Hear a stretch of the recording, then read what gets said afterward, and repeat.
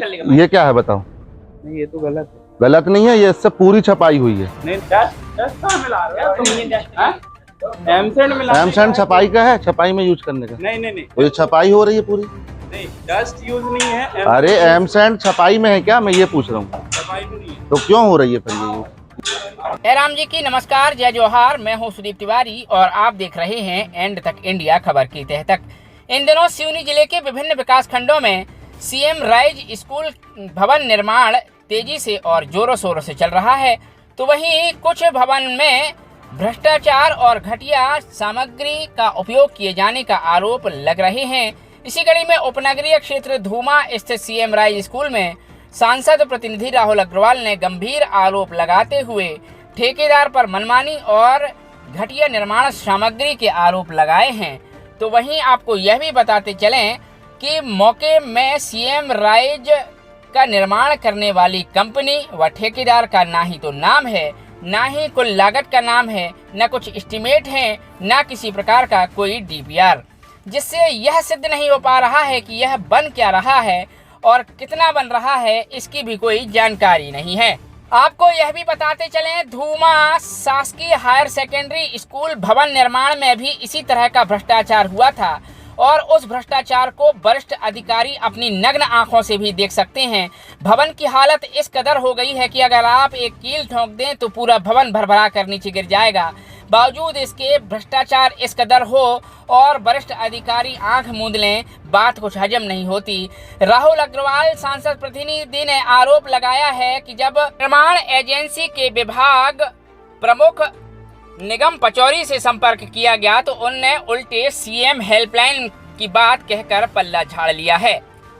मिली जानकारी के मुताबिक सीएम राइज भवन निर्माण में घटिया स्तर का निर्माण कार्य किया जा रहा है, जिसकी एक बानगी सांसद प्रतिनिधि राहुल अग्रवाल दिखा चुके हैं। तो वहीं भवन निर्माण में प्रयुक्त की जाने वाली सामग्री भी घटिया प्रतीत हो रही है।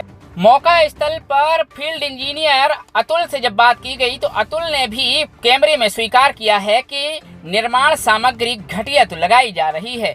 अब आप यह बताइए कि जब कर्मचारी खुद ही यह स्वीकार कर चुके हैं और सीएम राइज की प्रथम तल की बिल्डिंग बनकर लगभग तैयार हो चुकी है, दूसरा तल भी लगभग तैयार है, तो जब छपाई में घटिया स्तर की सामग्री का प्रयोग किया गया है तो सवाल तो उठेंगे ही कि जब नींव का निर्माण इस भवन का हुआ रहा होगा तब क्या हालात रहे होंगे। बहरहाल सांसद प्रतिनिधि राहुल अग्रवाल हमारे माध्यम से क्या कुछ कह रहे हैं, आइए दिखाते हुए सुनाते हैं। सब क्या शुभ नाम है, कहाँ रहते हैं और किस राजनीतिक पार्टी से बिलोंग करते हैं? मेरा नाम राहुल अग्रवाल है, मैं धूमा का ही निवासी हूँ और मैं यहाँ पर माननीय सांसद फग्गन सिंह कुलस्ते जी का सांसद प्रतिनिधि सीएम राइज विद्यालय का हूँ और साथ ही साथ युवा मोर्चा से महामंत्री। क्या समस्या है आपकी? चूँकि मेरी कोई समस्या पर्सनल समस्या नहीं है, मेरे पास लगातार ग्रामीणों की शिकायत आ रही है। इसके पहले भी मेरे पास शिकायत आई थी, लेकिन मैंने कहा चलिए काम अच्छा हो रहा है, बड़ा काम हो रहा है, तो मैंने ज़्यादा इस काम को ध्यान नहीं दिया।